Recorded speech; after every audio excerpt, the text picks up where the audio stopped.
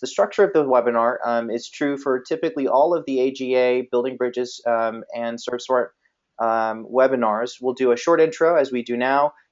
This webinar is recorded. You'll receive an automatic email tomorrow, whether you attended or didn't. As long as you registered, you will receive the email with the recording, so you can enjoy this in the privacy of your own home. And then otherwise, questions we typically reserve till the end, but there's a question dialog box on the right-hand side of your screen. It should be as part of the GoToWebinar control panel. Moving on, dues. If you are required to pay dues for this webinar, you should have already received an invoice. As we've said before, members of the AGA, members of the Building Bridges Coalition, and those that are part of Ryan's particular network are all welcome to attend these webinars for free. It's one of the perks of membership, but otherwise, please pay your dues so we can subsidize the cost of the software that it takes to run this puppy. Otherwise, some upcoming webinars. I would just like to take a brief moment. We've got today Tom Schnaubelt from the Haas Center for Public Service at Stanford. Next Tuesday, Peter Gregory from Fishnet Security is going to be coming on for a webinar entitled Your Computers, Their Data, Safeguarding Information in the Digital Era. Just as a heads up, we've actually had about 2 organizations have their websites hacked in the last 2 months. So this is something that's coming up in a realm of awareness that you're either going to be subject to it or in front of the curve, and I highly encourage you to attend the webinar next Tuesday. Then on Wednesday, August 5th, Aaron Barnhart, former director from the International Partnership for Service Learning, idealist.org, and the director of operations for the American Gap Association, is leading another webinar, Successful Models in International Service Learning. Followed by September 9th and 10th, a duo of webinars meant to be, if you will, instructive for staff that are going out into the field for the fall. Those are titled "When 80% of Your Field Staff is going to a few students, maximizing the group dynamics in a sustainable way." Then on the 10th, "Executive Function and Dysfunction in the Developing Young Adult Brain and Why It Matters." Those are both webinars that are put on by Sarah Persha of the American Gap Association. Then on September 10th, we've got a webinar by Eric Hartman of Kansas State University titled Fair Trade Learning. It's a new model of evaluating the quality of the service and the responsibility to the appropriate stakeholders. And then finally on October 26th, a webinar by Daniela Pappy, Learning Service, a Framework for Cross-Cultural Exchange. Those final 2 webinars with Eric Hartman and Daniela Pappy, as well as this one with Tom, are being co-hosted by Building Bridges Coalition and ServSmart. So thank you very much for attending. Finally, as we move into the final phase of my housekeeping notes, a reminder to please be forthcoming with your questions. It's not uncommon to be a little bit shy through this format, so please use the GoToWebinar question dialog box. If you have the question, I guarantee you 10 others do, so just go ahead and ask it and we can address it. If it's relevant at the very moment, then I will certainly read it out in the moment of the particular slide, graciously interrupting Tom. But if not, then I will hold it off until the end, and certainly there's going to be some space at the end for a bit of dialogue that Tom's got dialed in. Let's see, a few other pieces. If you should have any problems with your audio, just know that you can change the audio settings and toggle it down in the control panel. Every webinar, there's 1 or 2 people, and there's a phone-in number that you can call that will get you access through the audio, and then you can view it through a web browser instead of through the software. And then finally, a bit of biography on Tom. Tom is currently the executive director of the Haas Center for Public Service at Stanford, where he's been for the past 6 years, slightly longer actually. Before that, he was the dean for community engagement and civic learning at UW Parkside, and before that, the executive director of the Wisconsin Campus Compact. For all of you that know about the Campus Compact network, they're very well dialed into AmeriCorps, Vista, and college success rates. Then before that, the director of the Center for Community and Civic Engagement at the University of Southern Mississippi. He holds a PhD in Higher Education Administration from the University of Mississippi, a master's in Social Foundations and Policy from the University of Michigan, and a bachelor's in Science in Physics from the University of Wisconsin-Stevens Point. Not a common bachelor's degree as we move into education, but one that I almost pursued myself, Tom. So if I may, I'm going to go ahead and turn off my webcam. Ryan encouraged you to do the same. Thomas, if you'd like to keep yours on, please go for it. But without further ado, I am happy to promote and present Thomas. Thank you very much for being here, Tom. Great. Thanks, Ethan, and thank you, Ryan. Both of you flatter me, and I'm excited to be here and share a little bit about the work and the frameworks that we have had at the Haas Center for Public Service and at Stanford. What I really want to do today is treat this as an invitation for folks, and I am going to turn my webcam off here in a bit so that you don't have to look at my face, but rather perhaps the screens that that will. Whoops, let me go back here 1 second. You don't have to look at my face the whole time, but I actually want to treat this as an invitation for folks to participate in something that we think is pretty exciting. I'm actually ahead of myself on my screens here, so this is here's the agenda for what I've got in terms of slides. I want to share a little bit of providing some context for something called Cardinal Service, and that will provide an overview of essentially what's happening here at Stanford with respect to our work in engaging students in public service and some of the important elements of that. And then I want to expose you or introduce you, or some on the call may be familiar with the principles of ethical and effective service and our pathways of public service, which really combined the canon, the two sort of things that we weave into all of our efforts in programming. And then the meat of the thing, I want to describe for you and show you an online diagnostic tool that's related to the pathways, followed with some discussion about that particular tool, and that's where the invitation comes in, because I'm hoping that some of you may see some relevance for this tool in your own work and may want to join us in a collaborative effort to use the tool over the next year or even beyond that. And then I'll end with some quick thoughts about next steps if what I say today piques your curiosity or interest, sharing with you a little bit about how to become engaged in this effort and partner with us. I'm starting with a beautiful picture of Lake Lagunita here at Stanford. If any of you have been to Stanford University in the last, I don't know, few decades, this won't be a familiar sight because the lake is no longer a lake. It's dried. It's a dry lake bed right now because they're hoping to preserve. There's a salamander that they're trying to preserve by not filling that lake. But I'm often struck by people who say to me, in fact, when I assumed the role moving from a public institution to Stanford, people said, you know, how can you do public service at a private institution?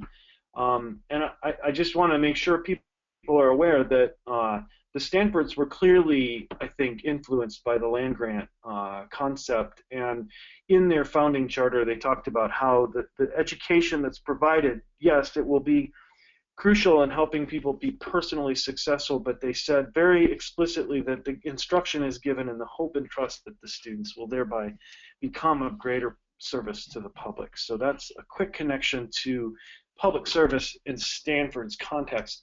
Now, for the Haas Center, which has existed since 1985, we have long been supporting student involvement and volunteering in the local community, and actually with Tim Stanton as one of the first directors, we've been, and Nadine Cruz, really connected to the concept of trying to integrate service into the academic curriculum.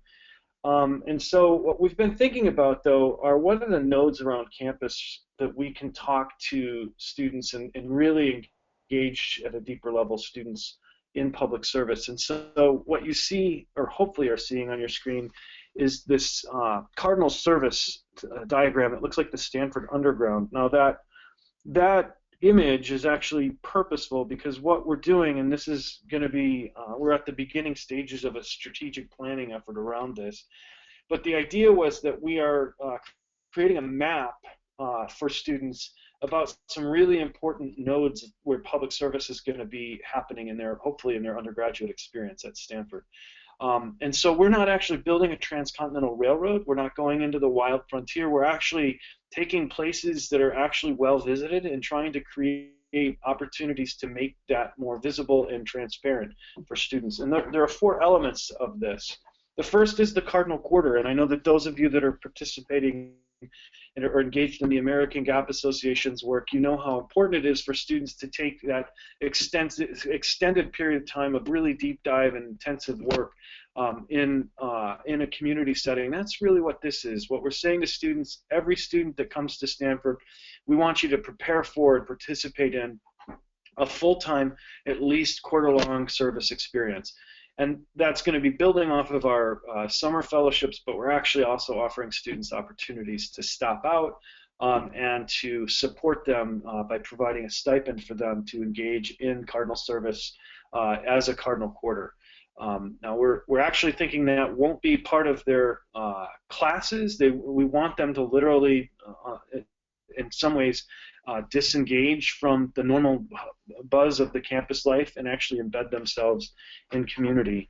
The second stop on the sort of subway is the Cardinal courses. That's traditionally what we've talked about as service learning. We're branding that a little differently at Stanford because the service learning, community engaged learning, community-based participatory learning, and all of that language has gotten a bit cumbersome for folks, and so we'd rather describe the courses, the elements of the courses with something that's distinctively Stanford and sort of propel us beyond some of the challenges that we've had with respect to language.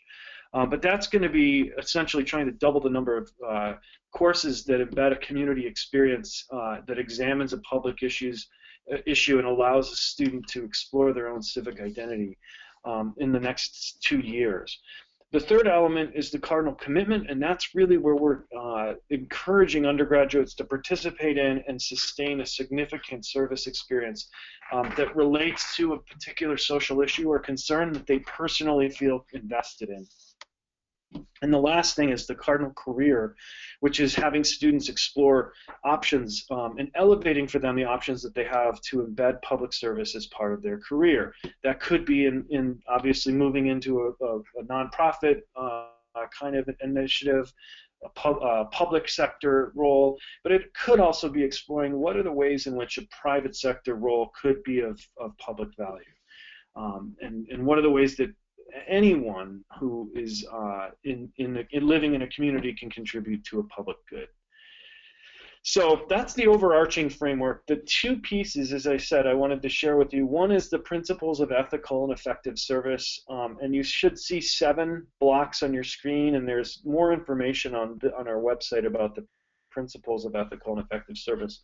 But we have these 7 principles. They start with preparation. I shouldn't say start because they're really not linear. It's not like we see this as a wholesale progression from one thing to the next. They are principles, so these are kind of pillars that we embed within each of our programs, and we try to talk to and have students habitualize these as activities as they involve themselves in public service. So that's being well prepared.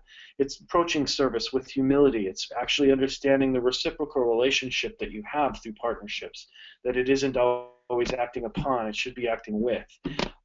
The safety and well-being aspect of this, that making sure both you and others that would be safe in your service contexts. Understanding and striving for understanding and having a deep respect for diversity of all types as you're exploring public service.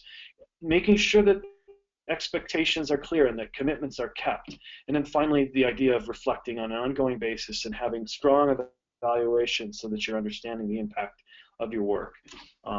So those are the principles, and I will say that one of our, we have basically 3 standard workshops that we do every quarter at the Haas Center. One of them is basically a workshop that involves case studies, working with case studies that kind of tease out some of the aspects of each of these principles that get students in small teams exploring some of the conundrums and challenges that others have faced before them in doing ethical and effective service work in a case study fashion. The other 2 workshops that we do are, one is on community partnership, and the third is on the pathways of public service, which is my segue for the next slide, which is really showing you, here's the 6 pathways that we talk about with respect to public service. Now, those pathways, I just want to say, I know that there are campuses and programs across the country that have different frameworks for social change, for, and that this is just one framework. I want to share with you a little bit of a story about why the Haas Center chose, or kind of the process for moving us toward these public service pathways. One was in 2009, 2010, when I first arrived at Stanford. We began a strategic planning process that itself began with kind of a needs, or not a needs assessment. It was more like just a listening to different constituencies to say, what do you know about the Haas Center? And what we found out was that a lot of people saw the Haas Center as a place that they could go and tutor. They could become involved in direct service. But beyond that, people had no really understanding of what was actually happening within the walls of the Haas Center. So we saw the need to talk about public service with a broader tent, because we were actually a place where student activism was happening, where community-based research was happening, where philanthropy got talked about, where public policy and politics, our largest student organization, was around that. So we wanted to have a broader tent. The other things that actually helped spur us in this direction were that in students we were actually beginning to see some angular sort of tendencies. And by angular, I mean we were getting a lot of students that were coming to us sort of identifying as an activist, but really not anything other than that. Like their identities so forged in one particular path, like they were going to be a social entrepreneur, and they wanted really nothing to sort of do with direct service or community engaged research. And we wanted to create a framework where students didn't see them always as one or the other, that they actually could do many of these things, and in fact encourage them to think about all of these things being a part of their life in the future. And the final thing that we saw happening was, even in our field, we were seeing some tension and division around things like, well, we were seeing a growing divide around, the social entrepreneur ecosystem was engaged in a battle with the service learning group, and what we wanted to do was create a bigger tent that allowed even the practitioners or the educators to kind of wrestle with some of the conundrums that lie in every one of these pathways. And so that's a lot of what prompted us to come up with these pathways. Now, how we did that was really kind of engaging in a literature review of what was happening at other campuses. But most of it really, to be quite honest, was just our lived experience of saying, hey, what are the ways that we see students engaging in public service, and creating the framework that way.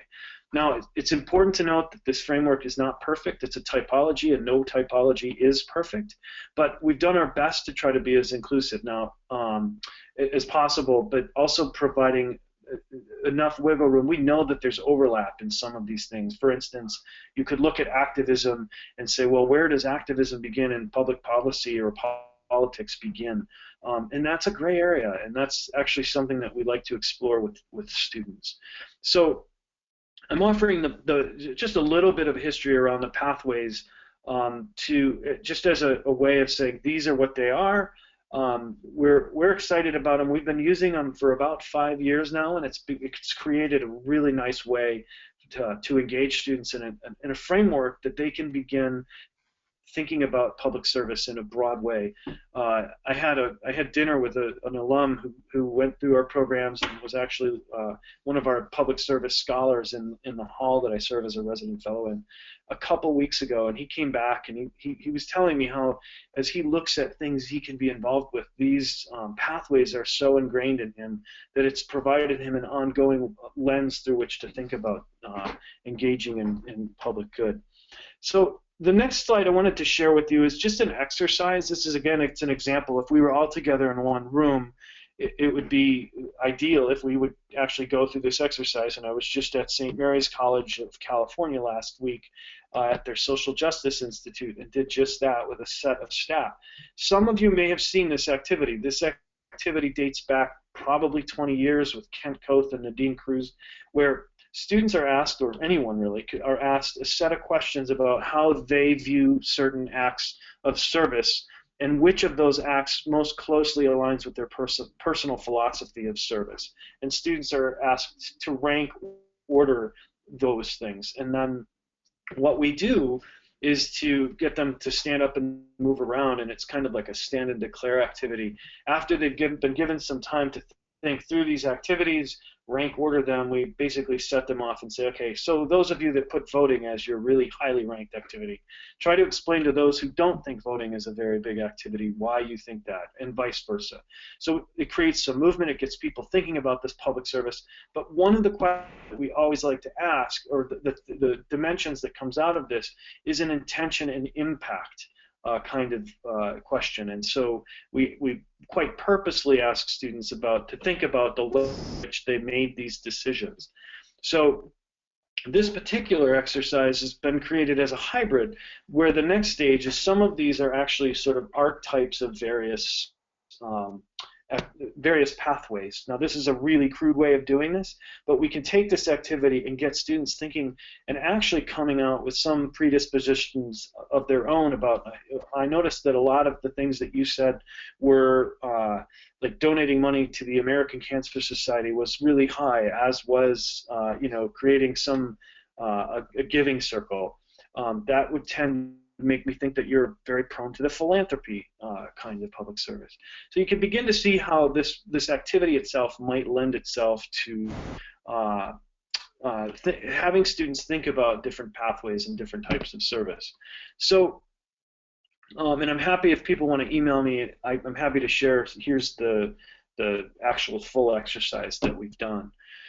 That leads me into this concept of the Pathways tool, and I wanted to share with you our initial goals in thinking about this was that we, first of all, wanted to have a tool that we could use in advising students. We have a lot of students that come to the Haas Center that say, hey, I want to be engaged, or I have been engaged in public service. I want to know, how can I do that here at Stanford? And so this tool we envisioned would be a way for us to at least initially have the students reflecting on and thinking about their own predispositions. Secondly, we saw this as a tool that we could help guide our own programming. So if we noticed a lot of students desiring particular activities or needing particular things, that we could actually frame our programming or plan our programming around those specific needs. And then thirdly, we were looking to say, hey, we hear a lot about how students are acting or what students believe or think, but we don't have a lot of empirical evidence about how college students are changing. There's some great stuff that's done at UCLA with the Higher Education Research Institute, tracking changes over decades, but there was not anything really focused around this notion of service and engagement in public service. So we wanted to begin to capture some of that and possibly do some research over time. And with that, I'm going to, if you want to take a minute, and if any of you want, you can actually get online and check out an online demo of the tool itself by this what you can see here, this short, it's as short as I could make it, at least a HTTP, the online website for the diagnostic tool. So feel free to take a minute and jot down that link. It'll also obviously be in the materials that are coming out when this webinar is over with. But I'm going to also share with you in the next few slides some screenshots so you can get a sense of what that tool looks like. All right. So the next slide. So this is the slide just to describe for you what the tool is. It's an online tool that basically we give a definition for each of the pathways, which you saw in a previous slide, and then we give a series of examples. In this case, tutoring and a direct service is defined, and then given tutoring, gathering supplies for hurricane victims, contributing some form of expertise on a board, joining the armed forces. Now, I should tell you, these are all, each of these slides, these are a little bit of an earlier generation of the tool. As we've gone to different conferences, hosted different webinars, we've gotten lots of feedback from people, and we've made some specific changes. I won't go through all the changes, but we'll be adding a few examples that folks thought, oh, here, this piece needed some additional tinkering. And what we've decided is on July 1st, we're basically going to lock down the survey for the next year, or the tool for the next year, so we won't make any more changes because people will begin using it, and we don't want to change the tool within a particular year. So, but the way that you're going to see a pattern here, every slide has the the pathway defined. It gives 4 examples. It will be 5 examples in the final version of this. And then it asks the same 4 questions. How much experience do you have? What level of interest do you have? What impact do you think that particular pathway can have? And in general, how much impact that you consider it? I'm sorry, it's what the third question is around the student strengths that they have in this area, and the last one is the impact that the pathway has in general. So that's the direct service page. You can see so this would be the public policy and politics. So this is participating in process of democratic self-governance. And again, you see some examples with the same 4 questions. So that's the tool, and the final one, this is just examples. So this is the definition that we provide around social entrepreneurship and a series of examples. I do need to tell you that I think what has come out, both as we've piloted this with students and with talking with people around the country about the tool, the definition is itself relatively unimportant in comparison to the examples that are given. Most of the people, when they look at this tool and fill it out, are really looking at the tool, looking at the examples to form, oh, here's the basis of what this is, because we've worked ourselves at Haas and at Stanford to craft some definitions that are what we feel really comfortable with, but really it's the examples that are going to be bringing life to this for many of the students. So those are the 3 examples of what you would see. Now, what ends up happening after the students then fill out some demographic information, which is all optional. It asks questions, you know, about what race and ethnicity. There is a question about whether or not they participate in a particular faith tradition, not a specific, like we don't ask about specific, but whether or not they do. And then some other questions about sexual orientation and gender identity that just are for us to capture some information. That's on the research check. But what ends up happening after they fill out the tool is it generates this data visualization, and I've given you an example of one that basically plots relative strength on this 6-sided die, or this 6-pointed vector. And what it shows you is the further out a particular dot would be, is the stronger the general, on the big diagram, the stronger a student would identify with all 4 of those ideas, interest, experience, strength, and impact. And then on the bottom, using the same vectors, meaning that activism is on the top on each one of these, and philanthropy is on the bottom. The individual sort of thing gets broken out. So this would be the answers to that first question on each of the different ways. Now this becomes relevant because you can look at this and say, oh, I see that you have self-identified strengths that aren't maybe matching your interests, or vice versa. And that, as a is really important. In fact, this for our staff was the thing where they began, when we could generate the data visualization, the staff at the Haas Center were really about, wow, I can use this. I can actually take this and have a student talk with me about different things, about their perceived impact, how much experience, interests, and strengths. So this was really, I think, kind of the quantum leap forward for us in our own use of this tool.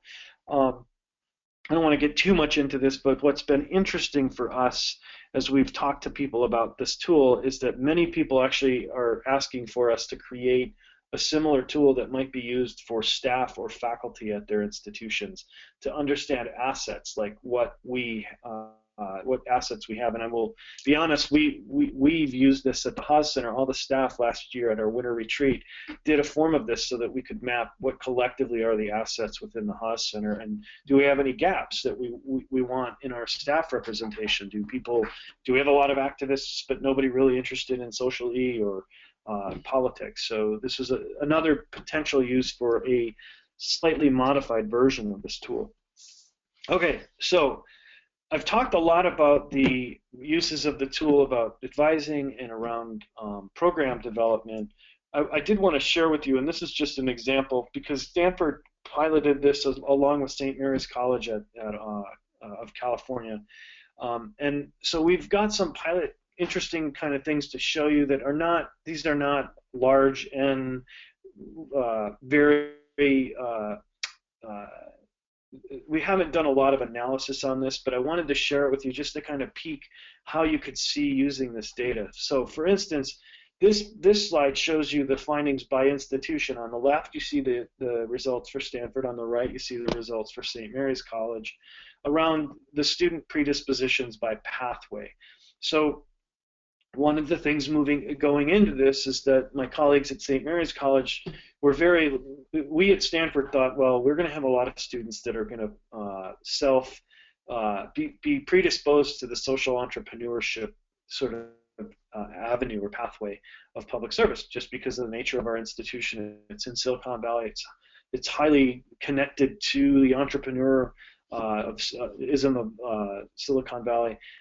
Conversely, though, my colleague at St. Mary's College felt like, no, we're going to have much more activist-prone students, less around social entrepreneurship. Well, actually, what's interesting is that you see relatively similar rates for social entrepreneurship and activism at these two schools, but look at the difference between direct service at one institution and the direct service at St.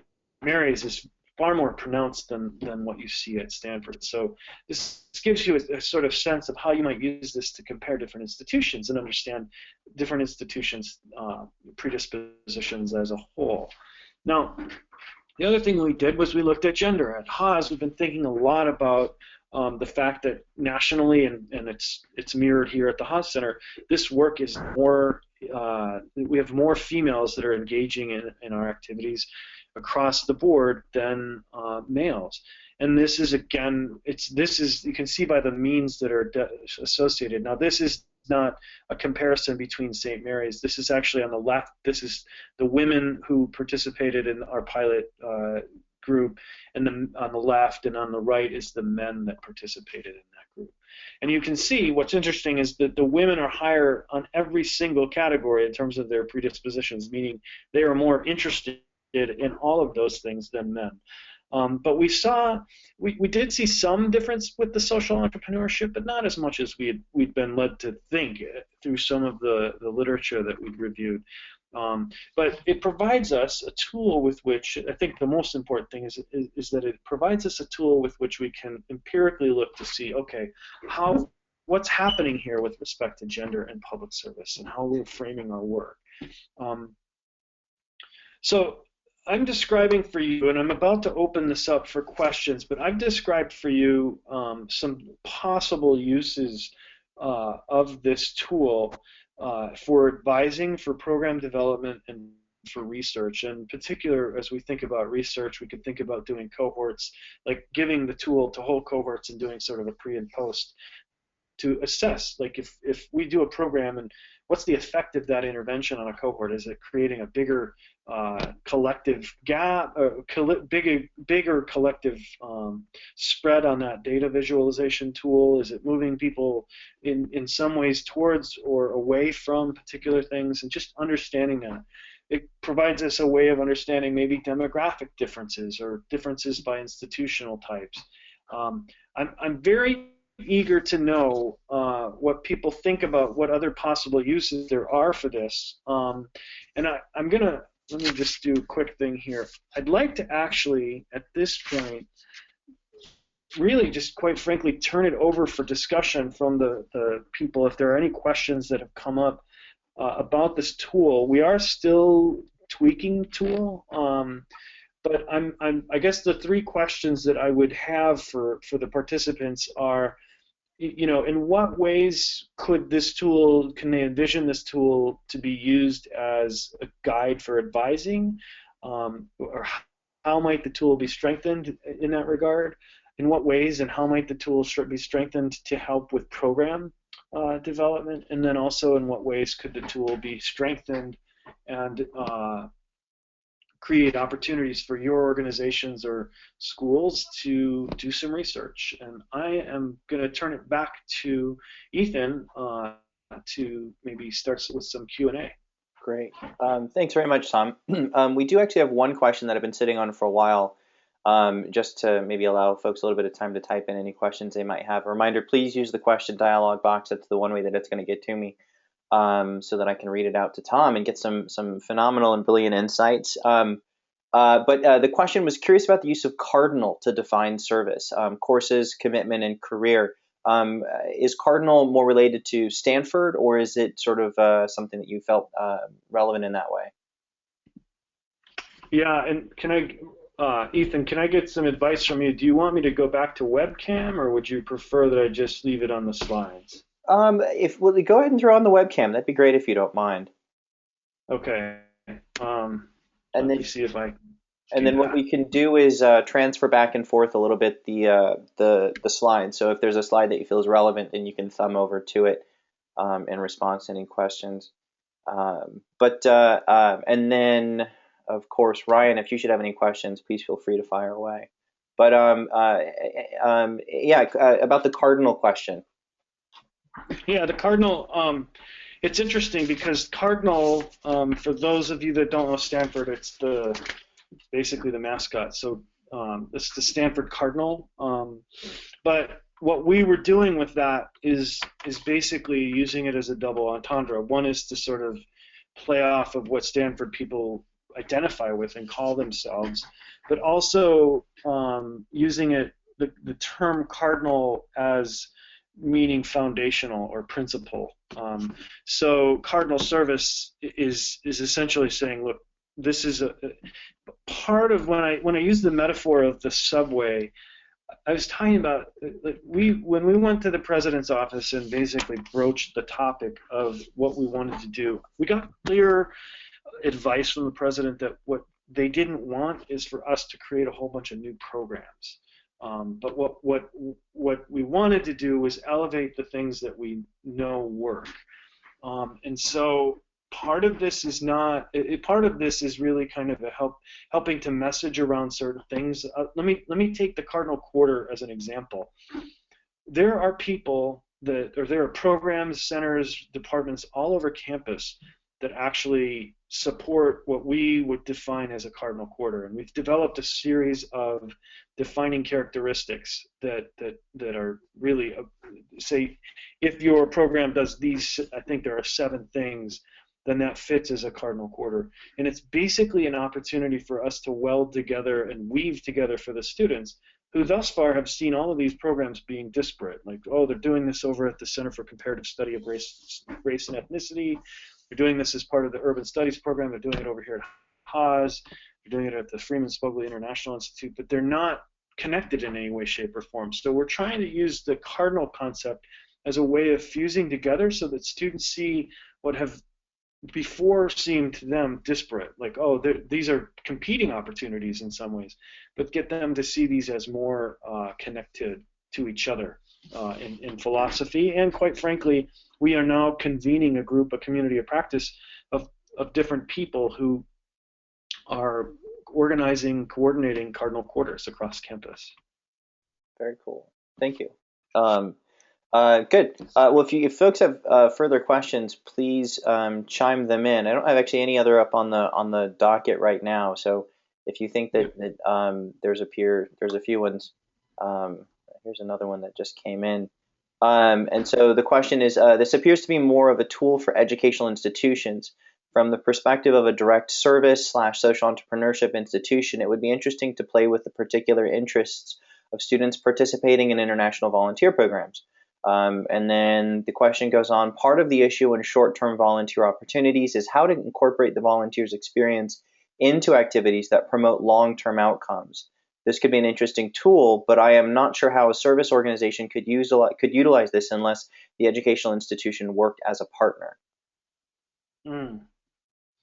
Yeah, so and that's a good point. This was actually developed and has most of the partners on the tool development have been people at different colleges and universities. We haven't worked with too many third-party providers, and I'll just say for one, as an example, we do some international work in the summer. We work through Foundations for Sustainable Development with some placement sites. We totally could do this as a partnership with them, where students are taking the survey before and taking it after, taking the tool before or after. But I think for us, it's it is really built around the notion that we're going to have a longer term engagement with the student, and really provide them with a framework for thinking about this. But if I could see an organization that's organizing, say, a gap year kind of experience for students, using the tool in very similar ways as educational institutions would be using this. So if upon entering a program, a student or a program participant uh, would take this, and it could help guide and shape sort of the placements that an organization might want to make with that student in many of the same ways that we would use it with a student who comes to the Haas Center saying, hey, I want to do good in the world. I want to make a change. I want to work towards social justice. That we could then begin to use this tool to help clarify for them how they want to do that work. Interesting. Interesting. So thinking about it primarily as a pre and post, before and after, sort of on the research side, but also in terms of placement or fit. One of the things that I'm just thinking of right now is through the lens of the American Gap Association, trying to help a student suss out which opportunity they would be the best fit for, focused on interest and potentially career ambitions. This would be a tool that maybe a student who's applying more centrally through the AGA, we could have it listed, and a student could use that to help direct which organization or gap year or study abroad or college even they wanted to go on to. Right. Yeah, no, exactly. See, a few other questions. We're getting a bit of a flurry now. So can you share any other educational institutions that are using the tool? Well, first, St. Mary's, because they've actually piloted it. We're going to be, the University of Wisconsin-Madison is going to be using it. We have UC Merced. There's a bunch of institutions that have participated in several conferences and webinars that haven't fully committed, but they're currently considering it. But at this point, we were working with primarily UC Berkeley and St. Mary's College of California, just because they're Bay Area institutions, to pilot this. My hope, quite honestly, when I say this is an invitation, our hope is that we'll begin to get a critical mass of institutions that are from a variety of different traditions. So, obviously research, private, large research, public, small liberal arts, community colleges. About a month ago, I presented this to a group of about 40 community colleges, and I'm hopeful that there will be 5 or so that are going to participate. So we don't have a long list right now, but my hope, and partly the reason why I'm doing some webinars and conferences, that I think the tool actually becomes of greater use and value as more people use it, as more institutions use it, partially because we've gotten incredible feedback about the tool itself. Like just yesterday, the team here was exploring some of the questions. We're trying to, some of the feedback that we got in recent conversations is that some of the questions are really time-bound with respect to ideas, and we've got to be careful about that. They're also, we don't want to be leading students. We've got to be careful about moral dimensions of the question. So one of the campuses that is considering using the tool, said, hey, look, you've got protesting for the or against the Defense of Marriage Act. First of all, that act is going to be time-bound, and second of all, there may be students that that have an objection to it should be for or against, is really because the idea is that the activism isn't directional for us. We've got to be careful about being we're trying to be as neutral as possible. So we're going back through and making sure that the questions are not the examples that we give are not time bound to any particular sort of piece of legislation or a particular thing that's happening right now. But we're also trying to be balanced and making sure that we're not offering up a particular political bias within the questions. So, and we've gotten great feedback about additional questions too that might resonate for older students versus younger students. So the whole idea is to actually get as many campuses to use the tool as possible, so that then that will be it'll just basically make the tool better because those people will have a vested interest in contributing to the ongoing development of the tool. It probably makes sense for me to mention that basically to be involved, and I'll share this on the next, I have one more slide, to basically be involved, what we would ask for an organization or a campus to do is to identify a point person who we would then be in touch with regularly, either via conference calls or meeting up at different conferences, to be a part of an ongoing sort of development team for the tool.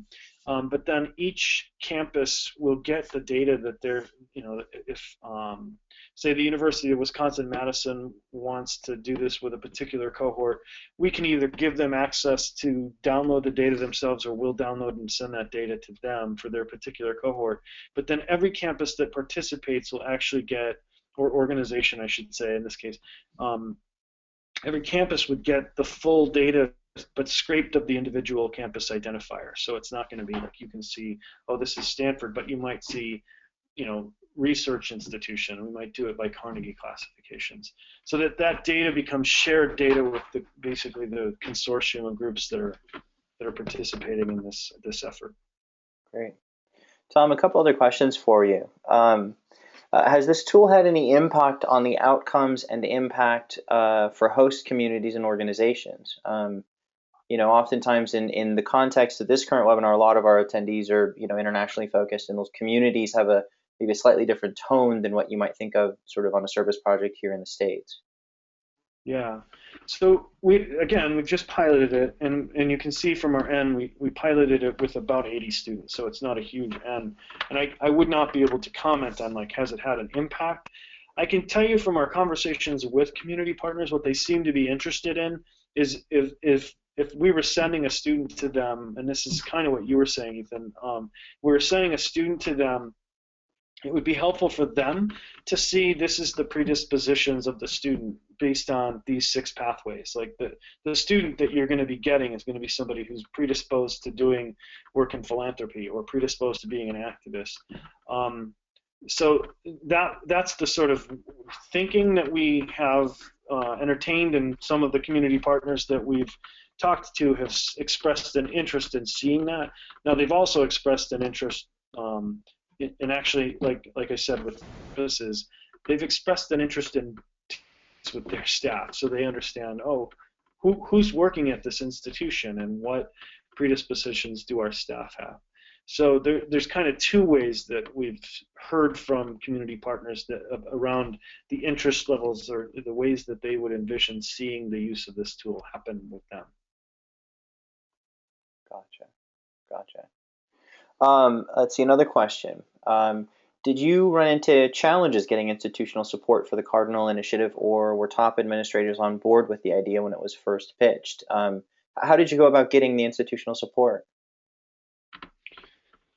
That's a great question. That's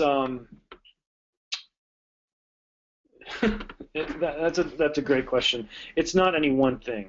I think maybe if there were one thing, it was that we just kept relentlessly talking about it. And Stanford is a place, much like many higher ed institutions, where the more something gets talked about, the more real it becomes. And so but to be less trite about it, we have been working with a lot of faculty. We have a faculty steering committee and a national advisory board.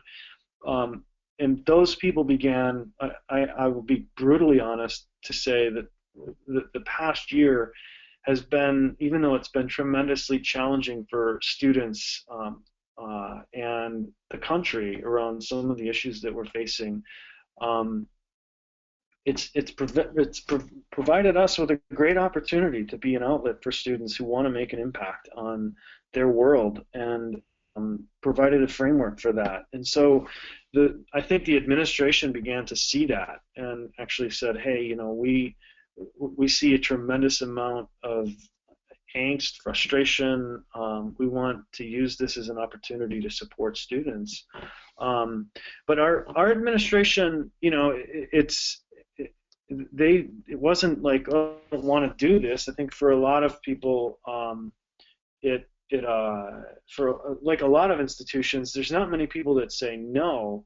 But I think what ended up happening was we have now a coherent framework to talk about this that's been just sort of draped with the lens of Stanford. So the question about Cardinal was really important, that this became something that was distinctively Stanford. I mean, you wouldn't go to Purdue and start talking about Cardinal service, even though the things that we're going to talk about with respect to Cardinal service are all probably happening at Purdue as well. I don't need to pick on Purdue. I'm just using that as an example.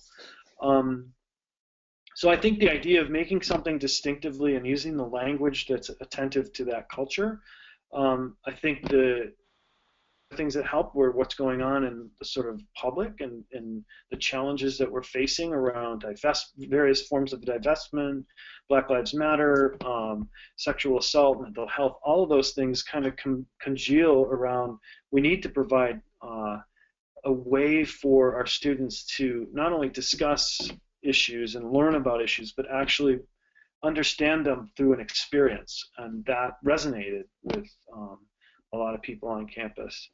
The other thing is that we did that I think helped this was the administration didn't want us, when we went to them and said, we're talking about,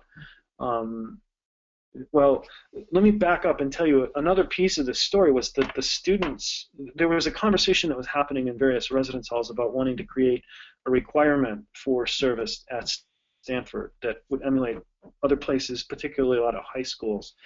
That's not something that we endorsed at Haas. We actually don't think that that's the right way to go. I know that some campuses, college campuses, do this.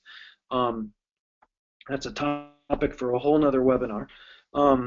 But we felt like that would be essentially the death knell for us. Like if the institution decided to require it, it would mean that we would be pushing a lot of bureaucratic things around and not really attending to the deeper issue.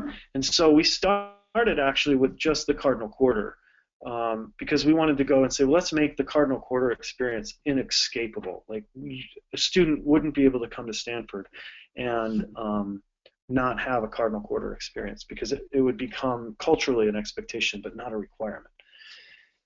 That conversation moved on, and some people felt like we were not attending, really being attentive to all the other ways that students engage in service, whether it's through courses or through a personal commitment. And so then we began to expand, and that's how the Cardinal Service broader initiative came to be.